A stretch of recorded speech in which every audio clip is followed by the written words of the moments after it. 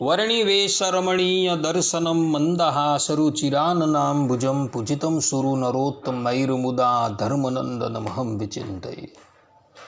असतो मा हृद्गमय तमसो मा ज्योतिर्गमय मृत्युर्मा अमृतं गमय। ओम शांति शांति शांति। अस्मद्गुरुसमारम्भां नाथयामुनमध्यमां लक्ष्मीवल्लभपर्यन्तां वंदे गुरु परंपरा। આજની જ્ઞાન સભાની અંદર પધારનારા બધા જ ભગવદ્ ભક્તોને વેદાંતાચાર્ય, પુરાણ ઇતિહાસાચાર્ય, એમએ ફિલોસોફી શાસ્ત્રી રાકેશભાઈના હિતપૂર્વક જય સ્વામિનારાયણ। ભક્તો, આજની આ જ્ઞાન સભાની અંદર આપણે બધા ભગવાન સ્વામિનારાયણે લખેલી શિક્ષાપત્રીના 33મા શ્લોકની સ્પષ્ટતા શ્રવણ કરશું। તો બધા જ શ્રોતાગણો આ પ્રવચન એકાગ્ર મને કરીને શ્રવણ કરે। ભગવાન સ્વામિનારાયણ શિક્ષાપત્રીના 33મા શ્લોકની અંદર કહે છે કે અદ્વારેણ ન નિર્ગમ્યમ પ્રવેષ્ટવ્યમ ન તેન ચ સ્થાને સ્વસ્વામી કે વાસઃ કાર્યો પૃષ્ઠવા ન તત્પ્રતિમ। અર્થાત કે ચોર માર્ગે કરીને પેંસવું નહીં અને નિસરવું નહીં, અને જે સ્થાનક ધણિયાતાનું હોય તે સ્થાનકને વિશે તેના ધણીને પૂછ્યા વિના ઉતારો ન કરવો। આ પ્રમાણે ભગવાન સ્વામિનારાયણે પોતાના સમસ્ત આશ્રિતોને આજ્ઞા આપેલી છે। કહેવાનું તાત્પર્ય એ છે કે દ્વાર વ્યતિરેક વાળ હોય, કોટ હોય, ભીંત હોય અથવા તો બારી હોય, એનું ઉલ્લંઘન કરીને અથવા તો એની અંદર છિદ્ર પાડી પરગૃહની અંદર પ્રવેશ ક્યારેય પણ કરવો જોઈએ નહીં। કારણ કે તેવા અદ્વારથી પ્રવેશ કરવામાં આવે ને તો એ ક્લેશનું કારણ બને છે અને મનુષ્યના ચરિત્રની ઉપર શંકાની સોય ઉત્પન્ન કરે છે। માટે ક્યારેય પણ ચોર માર્ગે કરીને પેંસવું નહીં અને નિસરવું પણ નહીં। ઘરનો જે મુખ્ય દ્વાર હોય એ મુખ્ય દ્વારમાંથી જ આવન જાવન કરવું જોઈએ, પરંતુ ચોર માર્ગે કરીને ક્યારેય પણ જવું પણ નહીં અને નીકળવું પણ નહીં। આ સંબંધની અંદર મહર્ષિ યાજ્ઞવલ્ક્ય પણ યાજ્ઞવલ્ક્ય ઋષિની સ્મૃતિ 1:140 ન દ્વારેણ વિશેષ ક્વચિત આ વચનથી અદ્વારથી પ્રવેશ કરવાની મનાઈ કરે છે। જે પણ કોઈક મનુષ્ય અદ્વારથી અર્થાત કે ચોર માર્ગે કરીને પેંસે છે એ ક્લેશના ભાજી થયા છે। આ સંબંધની અંદર ભગવાન સ્વામિનારાયણના વખતમાં એક ચરિત્ર ઘટેલું હતું, એ અવલોકન કરવા યોગ્ય છે। હરિલીલામૃતમ કળશ 7 62મા વિશ્રામની અંદર એક ચરિત્ર આવે છે। વાત એવી હતી કે એક સમયે ભગવાન શ્રી હરિ ફૂલડોલનો ઉત્સવ કરવાને અર્થે વડતાલ પધારેલા હતા। ઉત્સવ પૂર્ણ થયા બાદ બધા ભક્તો પોતપોતાના ગામ સિધારી ગયા, ત્યારે બામરોલી ગામના ટખાપગી ભગવાન શ્રી હરિની પાસે આવ્યા અને 2 હાથ જોડીને વિનંતી કરતા થકા બોલ્યા કે પ્રભુ, આપ કૃપા કરીને અમારા ગામ પધારો। એનો ભાવ જોઈ ભગવાન શ્રી હરિ કેટલાક સંતો અને ભક્તોને સાથે લઈ બામરોલી જવા માટે નીકળ્યા। બામરોલી જતા હતા ત્યાં માર્ગમાં મધ્યમાં એક નાળું આવ્યું, અને નાળું આવ્યું એટલે એ નાળું આગળ જવાના માર્ગમાં અવરોધરૂપ બન્યું। બધા જ લોકો વિચારવા લાગ્યા કે આ નાળાનું ઉલ્લંઘન કેવી રીતના કરીએ। એવા સમયની અંદર ભગવાન શ્રી હરિની સાથે રહેલા એક હરિભક્તએ જોયું કે નાળાની બાજુમાં એક વાવેલું ખેતર છે અને ખેતરનો માર્ગ કાંટાની વાળથી બંધ કરેલો છે। એટલે તે ભક્તએ નાળાને બદલે ખેતરમાંથી જવા માટે વાળની અંદર છિદ્ર પાડ્યું। જેવું એણે છિદ્ર પાડ્યું એટલે ખેતરની રક્ષા કરતી બહેનના જોવામાં એ આવ્યું. એટલે પેલી બહેન જે છે એ પેલા હરિભક્તને બેફામ અપશબ્દ સંભળાવવા લાગી. એના એ અપશબ્દ જે છે એ ભગવાન શ્રીહરિના કાને પડ્યા. એટલે ભગવાન શ્રીહરિ બોલ્યા કે વાળ તોડી એટલે પાઘડીનો સિરપાવ મળ્યો. આ પ્રમાણે પેલા ભગવદ ભક્ત વાળની અંદર છિદ્ર પાડીને જવાની તૈયારી કરતા હતા, ત્યાં જ એને પેલી બાઈના કડવા વેણનો સામનો કરવો પડ્યો. ત્યારબાદ ભગવાન શ્રીહરિ અને સંતો જે છે એ નાળામાંથી જ પસાર થઈને બામરોલી ગામ આવે છે. અને બામરોલી ગામ આવી ભગવાન શ્રીહરિ તખાપગીના ઘરે બિરાજમાન થાય છે. ને તે વખતે બધાને ઉપદેશ આપતા કહે છે કે છિંદુ કરીને કદીએ ન જાવું, ખરે ખરા જો મુજ ભક્ત થાવું. આ માનજો વેણ સહુ અમારું, ઈચ્છો ભલું જો ઉરમાં તમારું. વંદી કૂદીને પણ કોઈ વાતે જવું નહીં, તરત જવા જ માટે. તેના ધણીની મરજાદ તોડી, તે પાપ કેરી નહીં વાત થોડી.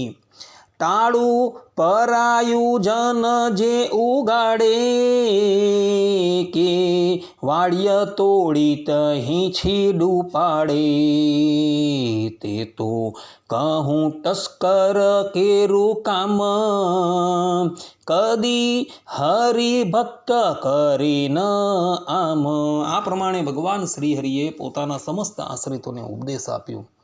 ભગવાન શ્રીહરિનો ઉપદેશ સાંભળી પેલા ભક્ત ભગવાન શ્રીહરિની ક્ષમા માગે છે અને પછી પ્રતિજ્ઞા લે છે કે હવે જીવનની અંદર હું આવું કાર્ય ક્યારેય પણ કરીશ નહીં. આ પ્રમાણે ભક્તો જે પણ કોઈક મનુષ્ય છિદ્ર પાડીને પરસ્થાનકની અંદર પ્રવેશ કરે છે, એણે એના સ્વામીના કોપના ભાજી થવું પડે છે. ભગવાન સ્વામિનારાયણ આ જ શ્લોકની અંદર એવું કહે છે કે જે સ્થાનક ધણિયાતું હોય તે સ્થાનકને વિશે તેના ધણીને પૂછ્યા વિના ઉતારો ન કરવો. જે પ્રમાણે ચોર માર્ગે પ્રવેશ કરવાથી અનર્થ થાય છે, તે જ પ્રમાણે ધણીની આજ્ઞા વિના ક્ષણ પણ તેના ઘરમાં વિશ્રાંતિ નિમિત્તે વાસ કરવાથી પણ અનર્થનો પ્રસંગ ઉપસ્થિત થાય છે. આ સંબંધની અંદર મહાભારતના આદિ પર્વ અધ્યાય 147ની અંદર એક ચરિત્ર આવે છે, જે ચરિત્ર અવલોકન કરવા યોગ્ય છે. વાત એવી હતી કે દુર્યોધન અને મામા શકુની આદિએ ભેગા મળી પાંડવોને મોતને ઘાટ ઉતારવાને અર્થે ષડયંત્ર રચ્યું. દર વખતે વારણાવતની અંદર ભગવાન શંકરનો મહોત્સવ ઉજવાતો હતો અને એ મહોત્સવની અંદર હસ્તિનાપુરના રાજા ધૃતરાષ્ટ્ર હસ્તિનાપુરના પ્રતિનિધિ તરીકે ત્યાં ઉપસ્થિત રહેતા હતા. પરંતુ આ વખતે દુર્યોધને ધૃતરાષ્ટ્રને કહ્યું કે પિતાજી, આ મહોત્સવની અંદર તમારે જવાનું નથી.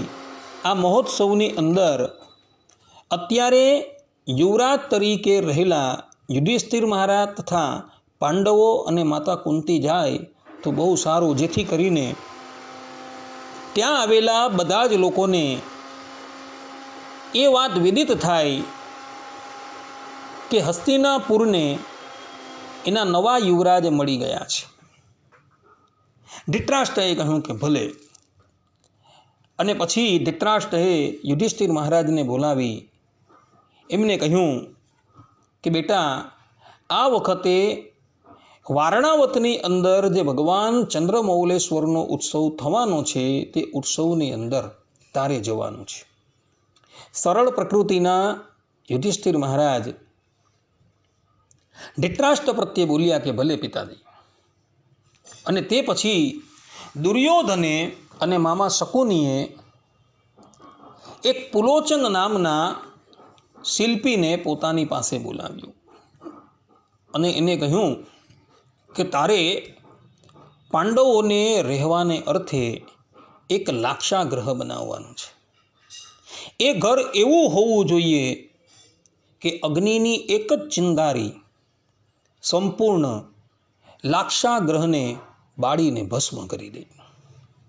પુલોચને કહ્યું કે ભલે. અને પછી પુલોચન વારણાવત જાય છે અને પોતાના સેવકો પાસે એક ભવન નિર્માણ કરાવે છે. એ ભવનની અંદર એણે અત્યંત જ્વલનશીલ પદાર્થોનો પ્રયોગ કરેલો હતો અને એ ભવનની અંદર એણે કેવલ જવા આવવાને માટે એક જ માર્ગ બનાવેલો હતો. આ પ્રમાણે ભવન નિર્માણ થઈ ગયું છે અને પાંડવો વારણાવત આવેલા છે. અને વારણાવત આવી એ લોકો જ્યાં પેલા ભવનની અંદર પ્રવેશ કરે છે ત્યાં ભવનની અંદર જ એઓએ જોયું કે ભવનની અંદર ઘી છે, તેલ છે ઇત્યાદિકની સુગંધ આવી રહેલી છે. પાંડવોએ સૂક્ષ્મતાથી નિરીક્ષણ કર્યું તો એ લોકોને ખબર પડી કે આ આખું ભવન જે છે એ લાખ અને રાણથી બનેલું છે.